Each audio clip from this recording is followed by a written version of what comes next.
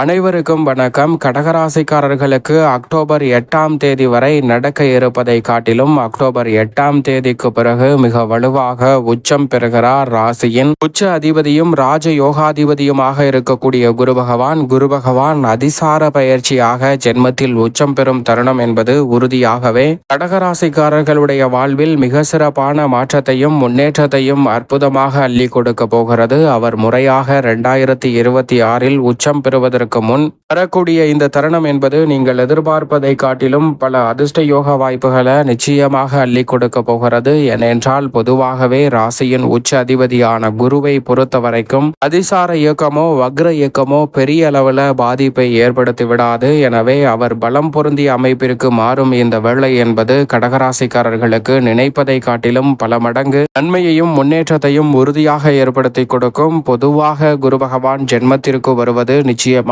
சாதகமற்ற அமைப்பு என்று பார்க்கப்பட்டாலும் கூட அவர் அதிசார பயிற்சியாக உச்சம் பெறுகிறாருங்க. எனவே இந்த தருணத்தில் நீங்கள் எதிர்பார்ப்பதை காட்டிலும் பல அதிரடியான மாற்றம் உண்டு. ஏனென்றால் பொதுவாக வக்ரகதியில் விரயத்தில் திரும்பும் போது லாபத்தை நோக்கி பயணிப்பார். ஆனால் அதிசார பயிற்சியாக ஜென்மத்தை நோக்கி வந்திருக்கக்கூடிய இந்த வேளையில் அதீத பலம் பொருந்திய அமைப்பில் வலம் வருவதால் 4 மாத காலத்திற்கு மிக சிறப்பான அதிரடியான வாய்ப்புகள் உறுதியாகவே கடகராசிக்காரர்களுடைய வாழ்வில் நிறைவாக கிடைக்க போகிறது என்பதை அக்டோபர் 8ஆம் தேதி முதல் உறுதியாகவே மாற்றிக் கொடுக்க போகிறார். ஏனென்றால் ராசியின் அதிபதியான சந்திரனுக்கு நட்பு கிரகமாக இருப்பதோடு மட்டுமல்லாது ராசிக்கு 6 மற்றும் 9ஆம் இடத்தின் அதிபதியாக இருக்கிறார். யோகாதிபதியும் பாக்யாதிபதியுமாக இருக்கக்கூடிய குரு பகவான் ராசிக்கு சகாயமானவராக இருப்பதோடு மட்டுமல்லாது ராசியின் உச்ச அதிபதியாகவும் ராஜ யோகாதிபதியாகவும் திகழ்கிறார். அவரது பார்வையில் புதன் சுக்கிரன் போன்ற கிரகநிலைகள் பகை கிரகமாக இருந்தாலும் கூட குருவை எந்த ஒரு கிரகமுமே பகை கிரகமாக பார்க்காது. சனி ராகு கேது என எதுவாக இருந்தாலும் குருவை பகை கிரகமாக பார்க்காது, சமகிரகமாகவோ அல்லது நட்பு கிரகமாகவோ தான் பார்க்கின்றன. ஏனென்றால் புதன் மற்றும் சுக்கிரனுக்கும் சமகிரகமாக தான் இருக்கிறார். எனவேதான் நவ கிரகங்களிலே பகை கிரகம் என்று சொல்லக்கூடிய அளவிற்கு எந்த ஒரு கிரகமும் குருவை பார்க்காததால் பார்க்காத காரணத்தால் நவ கிரகங்களின் தலைவன் வானியல் அரசன் என்றும் அழைக்கப்படுகிறார். நவ கிரகங்களிலே முழுமையாக தோஷமற்ற ஒரே கிரகம் என்றால் அது குரு பகவான் மட்டும்தான். அப்படிப்பட்டவர் இந்த வேளையில் அதிசார பயிற்சியாக ஜென்மத்திற்குள் நுழையும் தருணம் என்பது கடகராசிக்காரர்களுக்கு நினைப்பதை காட்டிலும் அதிரடியான மாற்றத்தை பெற்றுத்தரும். பொதுவாகவே குரு பகவான் எந்த இடத்தில் இருந்தாலும் அவருடைய சஞ்சார அமைப்பால் பெரிய அளவில் சிரமம் ஏற்படாது. அதே சமயம் அதீத நன்மைகளுக்கு அள்ளி கொடுக்கக்கூடிய 9, 11 போன்ற இடங்களில் மிக சிறப்பான வாய்ப்புகளை ஏற்படுத்துவார். அதே சமயம் ஜென்மம் அஷ்டமத்தில் அமர்ந்தாலும் கூட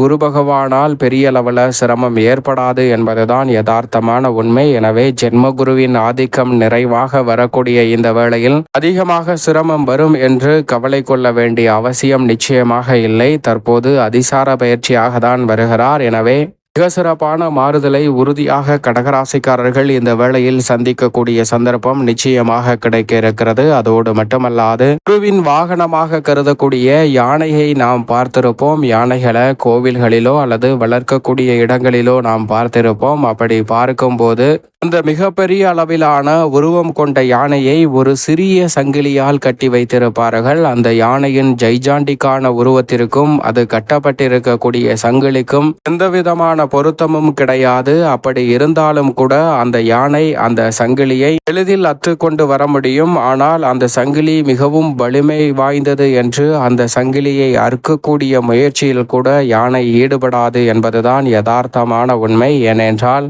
அந்த யானையின் ஆழ்மனதில் அது விதைக்கப்பட்டிருக்கிறது என்பதுதான் யதார்த்தமான உண்மை. யானை குட்டியாக பிறந்தவுடனே அதனை கட்டுப்படுத்தி வளர்ப்பதற்காக யானையின் காலில் சங்கிலியால் கட்டிவிடுவார்கள். யானையின் காலில் சங்கிலியாக கட்டிவிடும் போது அந்த சிறு வயதில் குட்டியாக இருக்கக்கூடிய யானைக்கு அவ்வளவு பெரிய அளவில் பலம் இருக்காது. அப்படி பலம் இல்லாத சூழலில் அந்த சங்கிலியை அறுக்க முயற்சி செய்யும். அப்படி சங்கிலியை அறுக்க தொடர்ந்து பல நாட்கள் முயற்சி செய்தாலும் அதனால் அந்த சங்கிலியை அறுத்து வெற்றி பெற முடியாது. எனவே அதனுடைய மனதில் ஆழமாக பதிந்து விடுகிறது, நாம் எவ்வளவுதான் முயற்சி செய்தாலும் செய்தாலும் இந்த சங்கிலியை நம்மளால் அறுக்கவே முடியாது என்று. அதனால்தான் நாளடைவில் அந்த யானை மிகப்பெரிய அளவுல ஜெய்ஜாண்டிக்காக வளர்ந்தாலும் கூட அந்த சங்கிலியை அறுத்து கொண்டு செல்ல வேண்டும் என்ற எண்ணம் அதனுடைய மனதில் துளி அளவு கூட தோன்றாது. அதே போன்றுதான் நம்மளுடைய வாழ்விலும் கடகராசிக்காரர்களுடைய வாழ்வில் பல நேரங்களில் பல்வேறு வகையான விஷயங்களில் இது நம்மளால் முடியாது, இதை செய்யவே முடியாது, இதை செய்தால் இவ்வளவு கடன் வரும், இவ்வளவு சிக்கல் வரும் என்று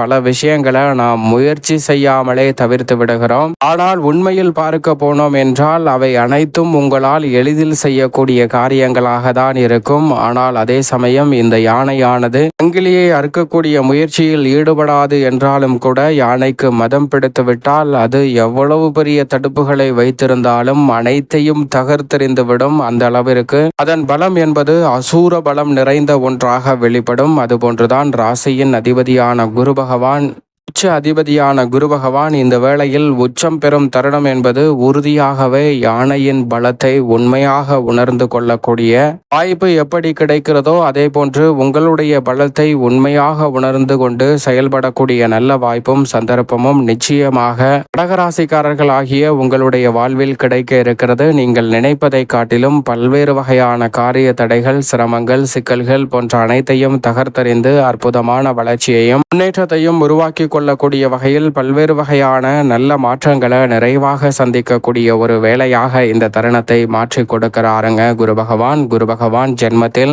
அதிசார பயிற்சியாக அமர்ந்து தனது பார்வையை 5, 7, 9 ஆகிய இடங்களின் மீது பதிக்கிறாருங்க. பூர்வ புண்ணிய ஸ்தானம் ஆகிய 5ஆம் இடம், 7ஆம் இடம் மற்றும் 9ஆம் இடத்தை பார்ப்பதால் பல அதிரடியான மாற்றம் உண்டு.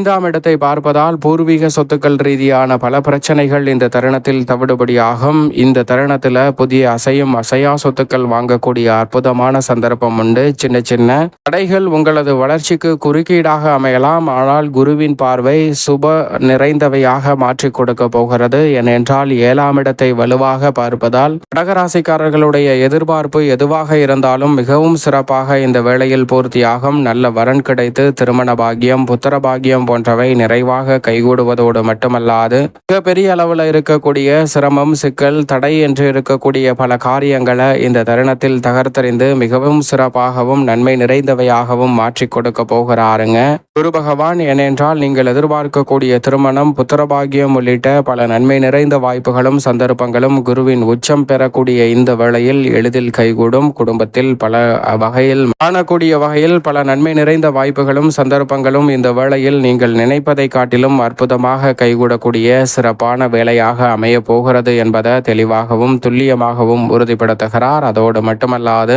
9ஆம் இடமான பாகியஸ்தானத்தை வலுவாக பார்ப்பதால் பல வகையில நன்மை நிறைந்த வாய்ப்புகளும் சந்தர்ப்பங்களும் உண்டு. உத்தியோகம், தொழில் ரீதியாக இருக்கக்கூடிய பெரிய அளவிலான நெருக்கடிகள், சிரமங்கள் அக்டோபர் 8ஆம் தேதிக்கு முன்னதிலிருந்தே மிகவும் சிறப்பானதாக மாறக்கூடிய வகையில் நல்ல வாய்ப்புகளை ஏற்படுத்தி கொடுக்க போகிறார். 4 மாதம் அதிசார பயிற்சியாக உச்சம் பெற்று பிறகு மீண்டும் வக்ரகதியில் விடயத்தை அடையக்கூடிய குரு பகவானின் அமைப்பால் மிக சிறப்பான மாறுதல்களை இந்த வேளையில் சந்திக்க முடியும். நீங்கள் நினைப்பதை காட்டிலும் உத்தியோகத்தில் எளிதில் பல காரிய வெற்றிகள் உங்களை தேடி வருவதை காட்டிலும் உங்களுடைய கடின உழைப்பிற்கேற்ற பலன் நிச்சயமாக உண்டு. சற்று கடினமாக இந்த தருணத்தில் உழைத்தாலும் கூட, பணிச்சுமையை சந்தித்தாலும் கூட அதற்கு ஏற்ற ஆதாயம் நிறைவாக கடகராசிக்காரர்களாகிய உங்களை தேடி வரும். தொழில்துறை, வியாபாரத்துறையில் மத்திய மாநில அரசின் சலுகைகள் நிறைவாக கிடைக்கும். இந்த தருணத்தில் புதிய ஆர்டர்களும் ஒப்பந்தங்களும் நீங்கள் எதிர்பார்ப்பதை காட்டிலும் சிறப்பாக கைகூடும். நிதி நிறுவனங்களின் ஒத்துழைப்பு சாதகமாக அமைவதோடு உலகளாவிய அளவில் உங்களுடைய தொழில் வியாபாரத்தை விரிவுபடுத்த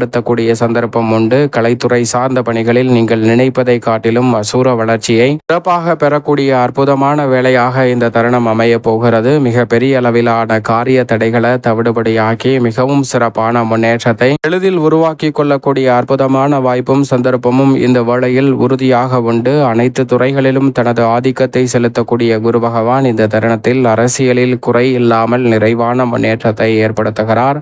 மாணவர்களின் கல்வியில் சிறப்பான முன்னேற்றம் நிறைவாக கிடைக்கும் தருணமாக அமைகிறது. விவசாயம் சார்ந்த பணிகளில் நுட்பமாகவும் நுணுக்கமாகவும் செயல்படலாம். விளைச்சலும் வருமானமும் அதிகரிக்கும். கடன் சார்ந்த தொல்லைகள் உறுதியாக கட்டுக்குள் வரும். பெண்மணிகளின் நலனை பேணி காக்கக்கூடிய குரு ஜென்மத்தில் அமர்ந்திருப்பதால் அங்கு உச்சம் பெறுவதால் பெண்மணிகள் எதிர்பார்க்கக்கூடிய அத்தனை நிகழ்வுகளையும் உறுதியாகவே மிகவும் சிறப்பானதாக சந்திக்கக்கூடிய சந்தர்ப்பம் உண்டு. பெண்மணிகளின் மனவேதனை நீங்கக்கூடிய வகையில் குரு பகவானினுடைய சஞ்சார அமைப்பு அதிசார பெயர்ச்சி நிச்சயமாக அமைய போகிறது. எனவே பெண்மணிகள் எதிர்பார்த்து காத்து கொண்டிருக்கக்கூடிய நல்ல வாய்ப்புகளும் சந்தர்ப்பங்களும் ராசியின் நாதரான குருவின் அமைப்பால் நிறைவாக உச்ச அமைப்பால் நிறைவாக கிடைக்க போகிறது. சரியாக பயன்படுத்திக் கொள்ளுங்கள். அதோடு மட்டுமல்லாது இந்த வேளையில் சனியும் முழுமையாக பாக்கியஸ்தானத்தை வலுப்படுத்த போகிறார். எனவே அபரிவிதமான நன்மை நிச்சயம் கடகராசிக்காரர்களுக்கு உண்டு. மேலும் இந்த தருணத்தை சாதகமாக மாற்றிக்கொள்ள உறுதியாகவே கடகராசிக்காரர்கள் குருவின் தினமாக இருக்கக்கூடிய